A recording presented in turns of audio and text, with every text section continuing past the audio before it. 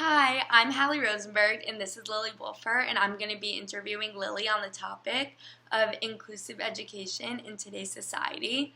Lily is an inclusive elementary and special education major with a minor in disability studies.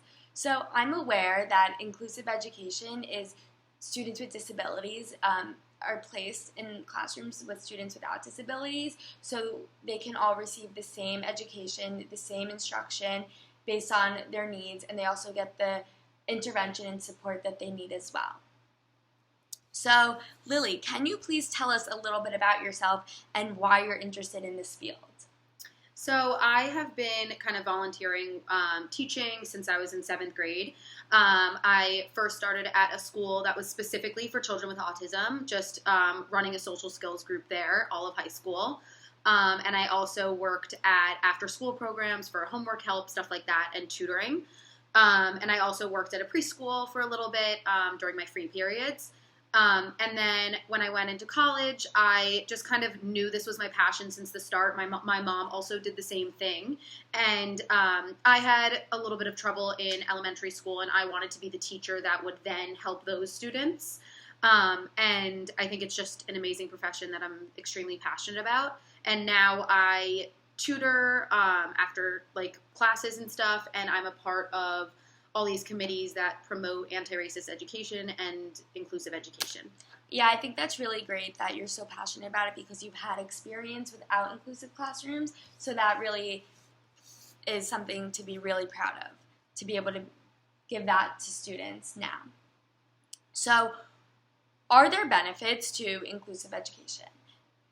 Yes, definitely. So students get extremely higher social development when they're with students that are not exactly the same as them. You learn about different cultures, you learn about different people, you learn about different disabilities and different abilities. And people just they just learn so much better with people that just aren't the same as them, because you don't learn when you're learning from the exact same person as you. And there are all these studies that show that it's just so much better for their child's development.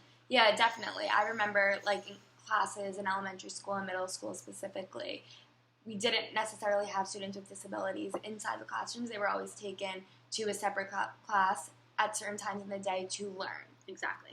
Also, I know that students with disabilities that are placed in inclusive education classrooms do have higher achievement in math, literacy, and social studies. So that's really great. Yeah, and definitely there's this thing called presuming competence, where if a student with disabilities is in a class with only students with disabilities, they're more likely to be thought of as less than their abilities and less than they can do.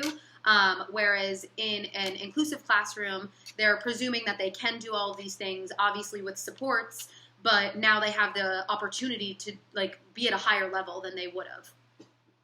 Yes, definitely. So, have you seen any of these benefits firsthand in your student teaching experiences? Yes, definitely. I've seen so many students with and without disabilities. Students without disabilities really learn the passion of being with other people, the social ability to talk with people that aren't similar to you. I've seen firsthand the conversations that go on, the ability to help students that need help.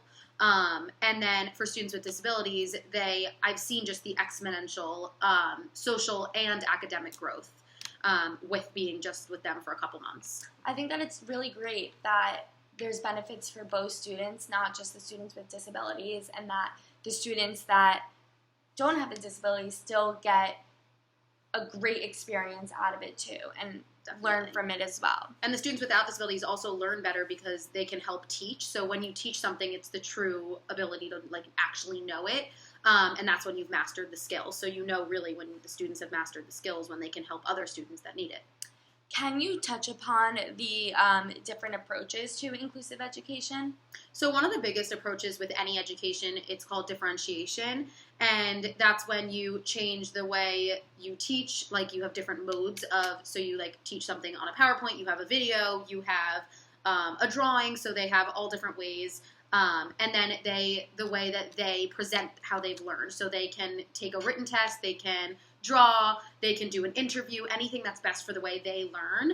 And then you have supports, obviously accommodations and modifications, whether they can use a calculator on a math test to help them boost that extra and close that gap, or they can, like, spelling doesn't really count on a test, stuff like that. Like, that would be more of a modification, whereas accommodations more like extra time, stuff like that, just to help them kind of flourish in the classroom. Yeah, I think that accommodations are something that follow people throughout life, not just necessarily, not just like elementary education. Like, I know so many people who have ADHD or ADD and necessarily can't take a test in the same amount of time that somebody without one of those disabilities has. So I think that accommodations is like something really great that Definitely. Students with disabilities get. So do parents worry at all about putting their children in an inclusive classroom? I personally haven't had this reaction, but I'm sure when inclusive education was first starting that it definitely was a factor. I'm sure students with disabilities and students without disabilities, parents were just confused about the idea because it's never been done before.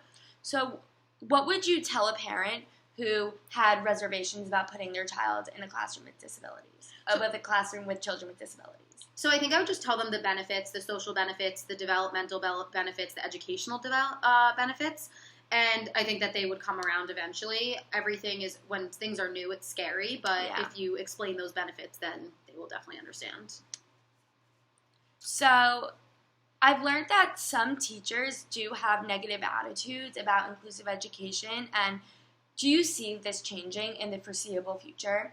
I definitely do. I think the veteran teachers are amazing. It's just a different way of teaching. You use a lot of the same strategies. So I just think that they haven't really taught it in that way, so it's new, whereas student teachers that are learning it as they grow up in this kind of education system, and some people, even in my major, have been in inclusive classrooms themselves, so we're kind of just more used to the idea, so that we don't have to kind of switch our ideologies, whereas a veteran teacher might have to switch their ideologies. So as we get older, I think it'll just become a norm. So you think it will just be like a natural progression into all classrooms will eventually be inclusive. Definitely. Classrooms. And then the veteran teachers will eventually like learn how to switch their ideologies and stuff like that. Do you see a lot of progression in this now? Yeah, when I was like in even high school and doing my volunteer work and working, and I didn't even know what an inclusive classroom was. I just thought like I worked with students with autism one day, and then I worked with general ed students on another day with homework help, and I never saw them kind of commingle, whereas now I see it everywhere. Oh, that's really great. So why do you think it's important for teachers to have a positive outlook on inclusive education and inclusive learning? I think a positive outlook in kind of any education setting is so important because the students totally feed off your energy. So if you're have a pessimistic outlook on inclusive education and having multiple abilities in your classroom, then they're going to also, and you're not going to be able to teach as well. Yeah, that makes sense. So how would you, being a teacher, approach your classroom with that positive energy to give the students the best possible outcome? So yeah, exactly what you said. I would have a positive energy. I would have had that differentiation down. We've had so many lessons where I just kind of plan so many different choices. I have all the supports ready. So they know that I'm organized. They know I'm prepared, and they always know they're going to be supported in my classroom no matter what. Not one student's not just going to be sitting in the corner confused. Like there's always going to be that support and extra help, even for students without disabilities. In an inclusive classroom, is there more than one teacher some of the time, or is it always one teacher? There's definitely co-teaching in almost all inclusive classrooms. You need a teacher that is certified in special education, of course. And then if there's a teacher that's not certified in education, in special education, they will 100% have a co-teacher. Whereas someone like me, which is dual certified, I might not have a co-teacher. I might just have kind of assistants or paraprofessionals, which is people that's helped maybe specifically one student or two students. Yeah, that definitely makes sense. I'm sure that it would be pretty difficult to have an inclusive classroom with only one teacher who especially isn't even certified with special education and students with disabilities. Definitely. Thank you so much, Lily. I actually learned so much about inclusive education. This was not a topic I was ever exposed to before until you're learning about your studies. And I think that inclusive education as a whole is something that really should be adapted everywhere. I know that it's something that's becoming more prevalent in our society, especially in elementary school, which I think is so great because that's like when kids' development is at their really it's like really important for kids to develop during those ages. And I learned so much from you, so I just really want to thank you for your time. Of course. And if you have any other I to think add. the biggest thing is awareness, of course, and I think this also inclusive education needs to kind of transcend into secondary education and higher education. Like Yes. Syracuse does have an inclusive college program for students with disabilities, so I think it needs to kind of continue to grow. Not all elementary schools have an inclusive education sector, and most of the time they kind of say it's inclusive when really it's just a resource room. Mm-hmm. So we need to continue to use this information and these conversations to continue to make it a bigger picture. Great. Thank you so much. Of course. Thank you for having me.